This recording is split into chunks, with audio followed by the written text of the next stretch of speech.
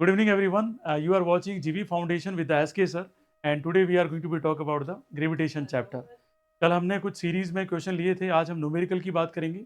आपके सामने जो न्यूमेरिकल है ऑलमोस्ट हमारी क्लास ऑलरेडी स्टार्ट हो चुकी थी, कुछ टेक्निकल इशू की वजह से हम यहाँ पे रुक गई थी, तो मैं इसको वापस एक्सप्लेन कर दूंगा। Thank you. तो लेट्स स्टार्ट। यहाँ क्वेश्चन हमारा क्या है, फायर क्रैकर फायर किया हमने, किस हाइट तक चला गया, 1000 मीटर तक चला गया है, और हमें पहला पूछा है कि वेलोसिटी निकालो by which it was release. तो यहाँ सिंपल सी अंडरस्टैंडिंग देखो, वेलोसिटी हमें निकालनी है, इट वॉज रिलीज। तो यहाँ क्या करेंगे, v इजिकल टू कितना है 0, और u हमें क्या करना है, निकालना है। h की वैल्यू कितनी दे रखी है 1000 metre. v square minus you square is equal to क्या आएगा 2gs। और यहाँ पे आराम से समझें तो यू स्क्वायर देखो ये माइनस का है, और आपको पता है कि जो फायर क्रैकर है वो क्या है, ग्रेविटी के अगेंस्ट गया, और ग्रेविटी अगेंस्ट गया तो वैल्यू कितनी आएगी माइनस का जी, और माइनस से माइनस क्या हो जाएगा कैंसर।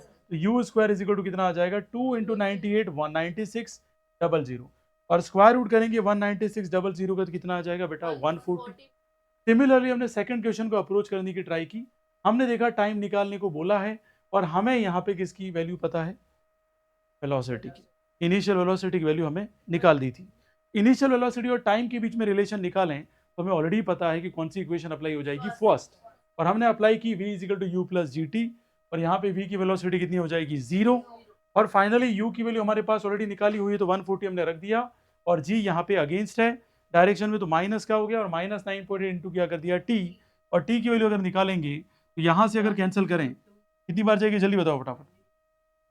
सबसे पहले अगर कैंसिल करें 14 की टेबल से जा रहा है क्या 98, देखो एक बार 14 की टेबल से 98 जा रहा है क्या, 7 टाइम जाएगा क्या, देखो एक बार, और ऊपर क्या रह गया बेटा 100।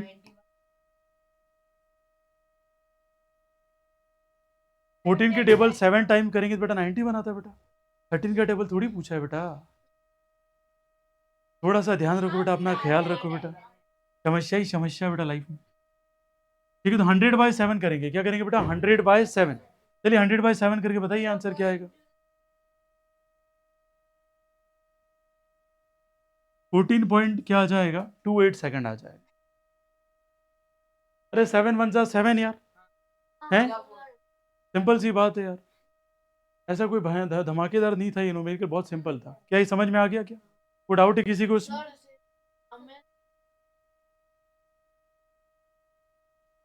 चलेगा बेटा। चलिए नेक्स्ट क्वेश्चन करते हैं हम लोग, नेक्स्ट क्वेश्चन अप्रोच करते हैं, इसको सॉल्व करने की ट्राई करना प्लीज। 2012 सीबीएसई में क्वेश्चन आया हुआ है, तो क्वेश्चन नंबर हमारा 2 है आज की सीरीज में। तो देखिए क्या कह रहा है, two stone A and B, two stone A and B dropped from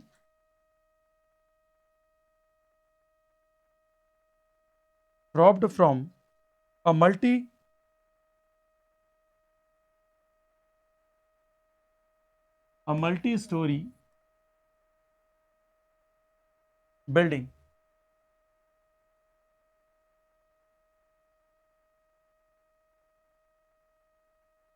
A is dropped from, आप डेटा भी एनालाइज कर रहे हैं, क्वेश्चन लिखिए तो क्या क्या डेटा दिया हुआ है ना, 100 metre, and at the same time and at the same time P is dropped from 50 metre height. Important question मैं कहूंगा लोकल एग्जाम के हिसाब से। both of them reach both of them reach the earth at the same time, क्योंकि आपको पता है gravity दोनों पे क्या लगेगी, सेम ही लगेगी। ठीक है, will they have equal velocity,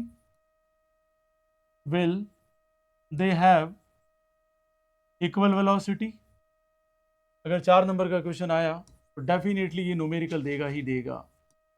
equal velocity while reaching the ground, while reaching the ground calculate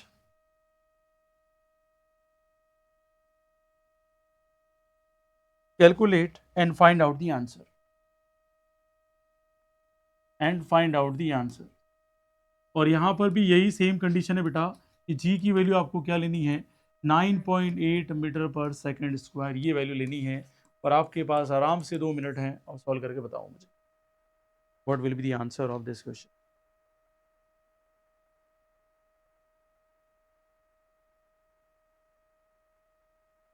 No, I will not going to tell you. After your trial, I will definitely tell you what will be the answer. आराम से solve करिए, देखो question को समझने की कोशिश करो। 2 stone है, इमेजिनेशन जितनी ज़्यादा डेवलप हो सकती है, आपकी इमेजिनेशन ही आपको स्ट्रॉन्ग बनाएगी बेटा। अगर आपकी इमेजिनेशन है कि 2 स्टोन हैं, ठीक है, एक को 50 पे किया, एक को 100 से ड्रॉप किया है, और दोनों डायरेक्शन सेम है ग्रेविटी के, वो भी आपके दिमाग में होना चाहिए। अगर ये सारा चीज़ आ रहा है तो डेफिनेटली क्वेश्चन बहुत ईजी लगेगा और आराम से सॉल्व होगा अप्रोच के साथ।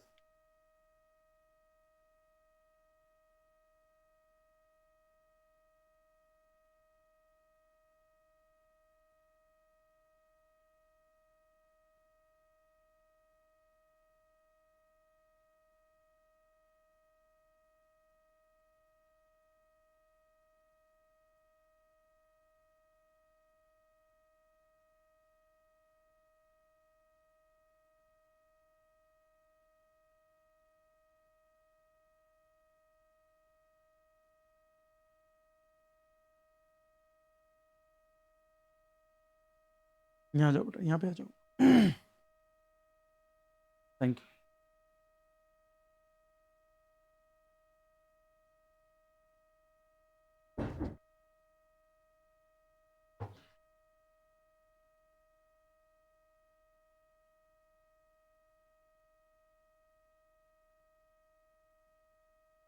Now see how to solve this question. आ गया क्या आंसर है बेटा? ओके, तो can you tell me the velocity? Wrong है, वो भी रॉन्ग है बेटा।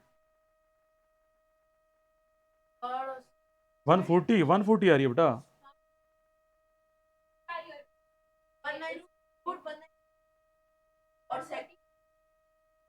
अच्छा 1960 आ रहा है ना तुम्हारा? राइट आंसर, बिल्कुल सही आंसर है फिर तो, करेक्ट। अब देखो जो यहाँ पे कुछ स्टूडेंट ने मुझे जो आंसर दिया, जो कमेंट आया ना, दिस इज वेरी गुड। देखो यहाँ पे जिसका नहीं हुआ बेटा, सबसे पहले तो अप्रोच होना चाहिए यार कि आपको 100 मीटर क्या दे रखा है, हाइट क्या दे रखा है बेटा, हाइट, और पूछा क्या क्या है, वेलोसिटी बेटा। अब दिमाग में ये सेट करो कि कौन सा ऐसा रिलेशन है जो डिस्प्लेसमेंट और किसके बीच में है, वेलोसिटी के बीच में। वेरी गुड, क्या बात है, ये अप्रोच जिसमें आगे ना कोई इशू वाली बात नहीं है। वी स्क्वायर माइनस क्या हो जाएगा, U square is equal to 2G S लिखो या क्या लिख दो, एच लिख दो। अब जी पॉजिटिव में या नेगेटिव में? क्यों पॉजिटिव में बेटा?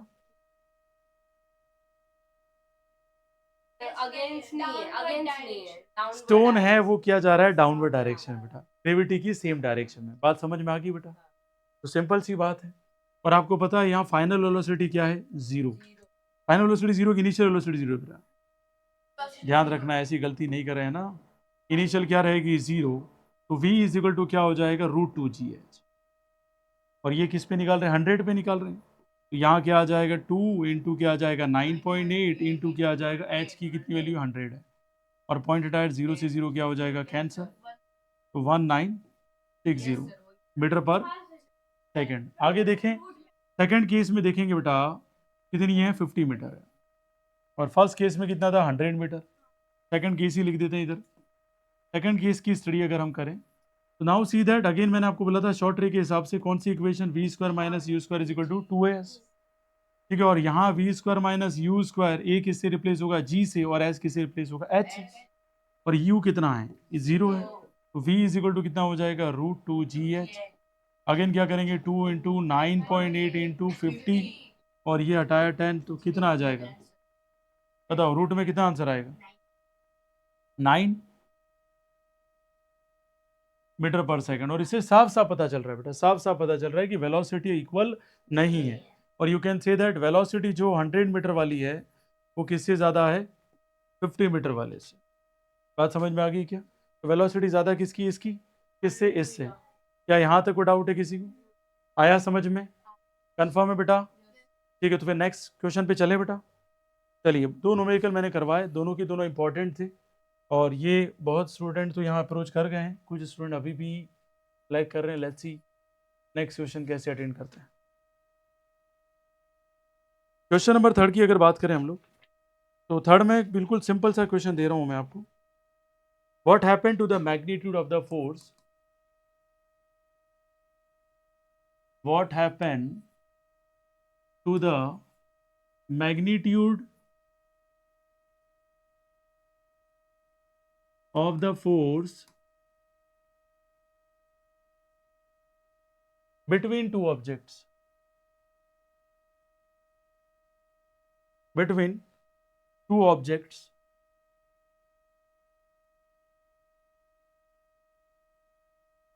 अगर फर्स्ट की बात करें हम लोग, distance between the object is triple, distance between objects is triple. Second की बात करें, mass of both object is double, mass of both object is double, and the third one we are talking about here, mass of both as well as distance between them is double, mass and distance between is double। ठीक है, masses यूं लिख देते तो better रहेगा। चलिए, आपके पास यहाँ पे इस क्वेश्चन को सॉल्व करने के लिए 2 मिनट्स ही मैं टाइम दूंगा, ज़्यादा टाइम की रिक्वायरमेंट नहीं है। इजी क्वेश्चन है बेटा। सबसे पहले तो अप्रोच बनाओ कि फॉर्मूला कौन सा लगेगा बेटा। फॉर्मूला ध्यान में आ गया तो बाकी सब तो वैसे ही नॉर्मल है, और वही ध्यान में नहीं आ रहा है तो फिर बाकी सब मंगलम मंगलम है ना, कोई बात नहीं। लगभग आ गया, क्या बात है, वेरी गुड। आशी इस बार फॉर्म में है, बाकी सब पता नहीं क्या हो रहा है।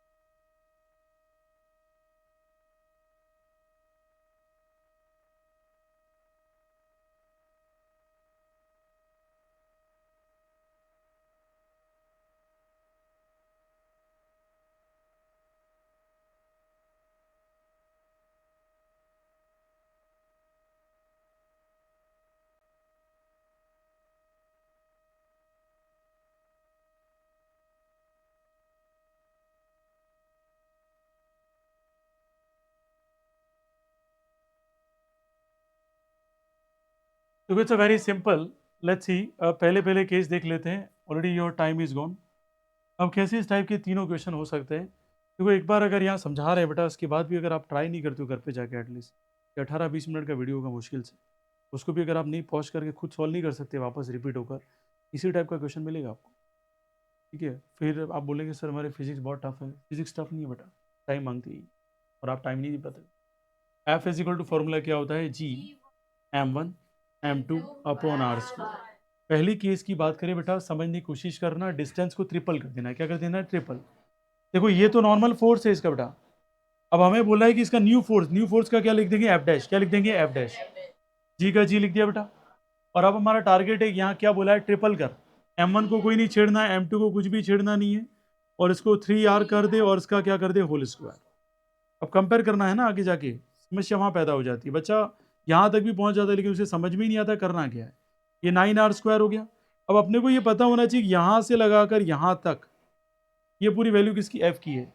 तो जो f डैश है वो पुराने वाले का कितना है, f/9। तो न्यू जो फोर्स आया है वो ओल्ड फोर्स का कितना है, f/9। क्या बात समझ में आ गई बेटा। और क्वेश्चन इसी तरीके से आते हैं, चाहे 12th में भी जाएंगे तो भी क्वेश्चन ऐसे आएंगे। MCQ कह रहा हूं उस टाइम। यहाँ सब्जेक्टिव पेपर में ऐसे क्वेश्चन आ रहे हैं, वहां MCQ में ऐसे क्वेश्चन मिलेंगे। सेकंड केस लेते हैं, f का f लिख देता हूं मैं, क्या लिख देता हूं, Gm1m2 अपॉन क्या लिख देंगे बेटा, r²। अब देखो यहाँ क्या बोला है उसने, mass of both object is double. तो यहाँ द विंडो ओपन तो नहीं है यार। अब देखो यहाँ क्या लिखेंगे, एफ डैश, क्या लिखेंगे बेटा, एफ डैश। जी का जी इधर क्या हो जाएगा 2m1, इधर क्या हो जाएगा 2m2, और डिवाइड में कितना हो जाएगा बेटा r²। देखो r में कोई चेंज नहीं है यहाँ पर, एफ डैश का एफ डैश है, 2 × 2 कितना आ जाएगा 4, और इधर मैं लिखना चाहूंगा Gm1m2 अपॉन क्या हो जाएगा r²। And no you know very well कि यहाँ पे चीजें इंपॉर्टेंट है कि इसको किससे रिप्लेस कर दूंगा मैं, वेरी गुड। तो 4f हो गया बेटा, ये क्या हो गया बेटा 4f, बिल्कुल सिंपल है बेटा। क्या कॉमन आ सकता है बेटा, कैसी बात कर रहे हो यार, क्या कॉमन है, क्या प्लस है बेटा इधर।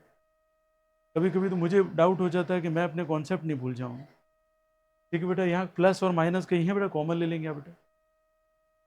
How can you say that, please, मुझे रात को सपने आते हैं आजकल।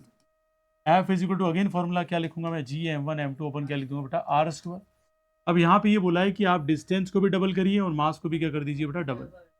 G2m1 एफ डैश लिख देता हूँ, इधर क्या लिख दूंगा बेटा 2m2, और डिवाइड में क्या कर देंगे इधर 2r का क्या हो जाएगा होल²।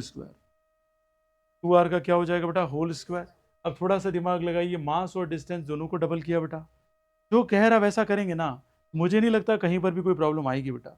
अब देखो इसको सॉल्व करूंगा मैं, अगर एफ डैश 2 × 2 क्या आ जाएगा 4, Gm1m2 अपॉन r² और 2 का स्क्वायर नीचे क्या आ जाएगा 4, 4 से 4 कैंसिल, एफ डैश किसके बराबर है, एफ के बराबर।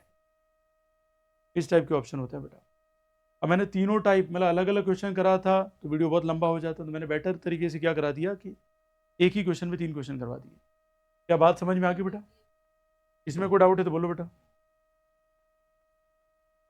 कोई समस्या। चलिए एक क्वेश्चन और करते हैं बेटा, समझते हैं कि क्या है कैसे करना है बेटा।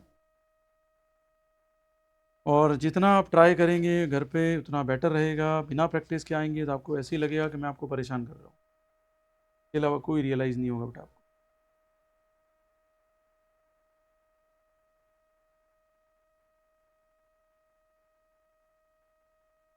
मैं डिफ़िकल्ट क्वेश्चन नहीं दूंगा क्योंकि फ़िलहाल अभी तो इजी पैटर्न ही आ जाए, बहुत बड़ी बात है।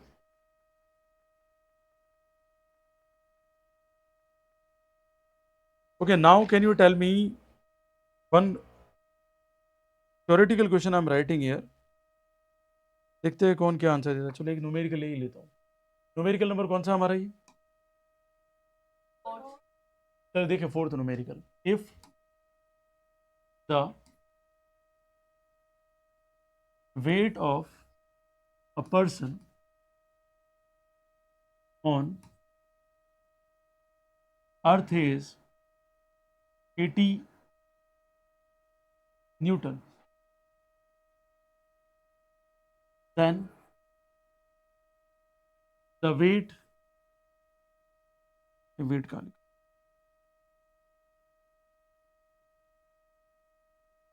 mass of the person on the moon। चलिए निकालिए, 1 मिनट का टाइम है बेटा आपके पास, वेरी सिंपल क्वेश्चन। ठीक है, ये इजी क्वेश्चन कहूँगा मैं।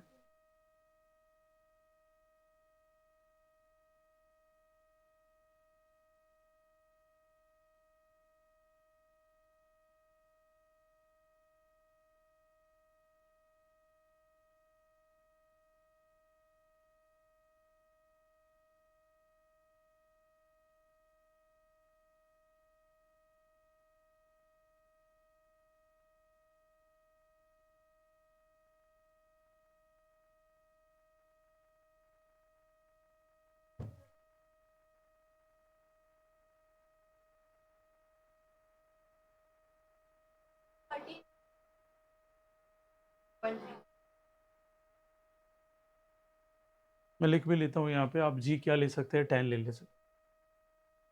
जी इज इक्वल टू आप लिख सकते हैं 10 मीटर पर सेकंड स्क्वायर ले सकते हैं बेटा। देखो ये सिंपल सा क्वेश्चन था बेटा, उसमें भी आप गड़बड़ कर गए बेटा। क्या पूछा है क्वेश्चन, आपको बोल रखा है वेट ऑफ अर्थ, कितना दे रखा है बेटा आपको, 80 दे रखा है बेटा। अरे कितना दे रखा है, 80 दे रखा है। और ये आपको पता है एम जी ई की बात करें तो यहाँ 80 हो जाएगा बेटा, और एम की बात करें तो इंटू 10 हो जाएगा बेटा, ये क्या हो जाएगा 80 हो जाएगा।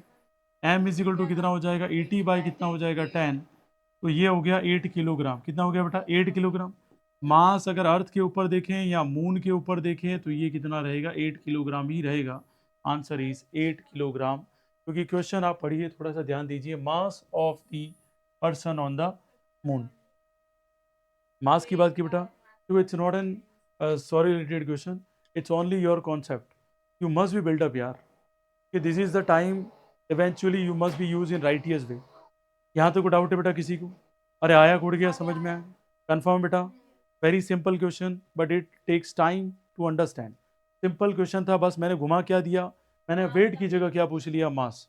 और मुझे पता था कंफर्म है कि बंदा यहाँ पे जाएगा ही जाएगा, और बंदा सीधा जाता कि weight of earth is equal to 6 times of weight of, इसकी ज़रूरत ही नहीं है।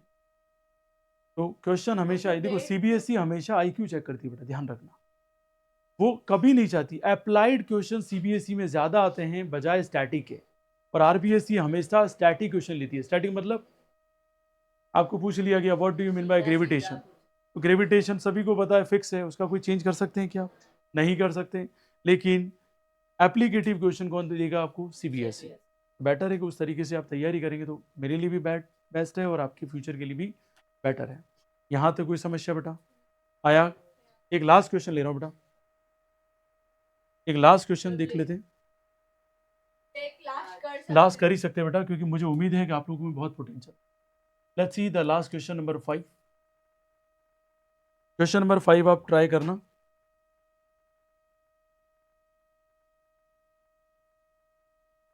इफ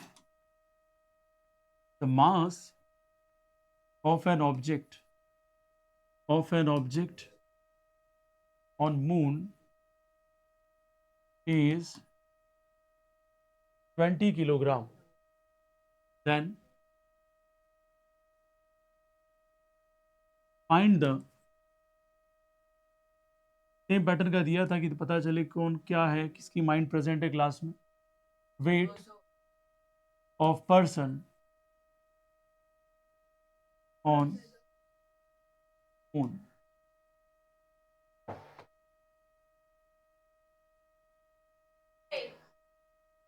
ओवर कॉन्फिडेंस कभी कभी संसार को बर्बाद कर देता है बेटा।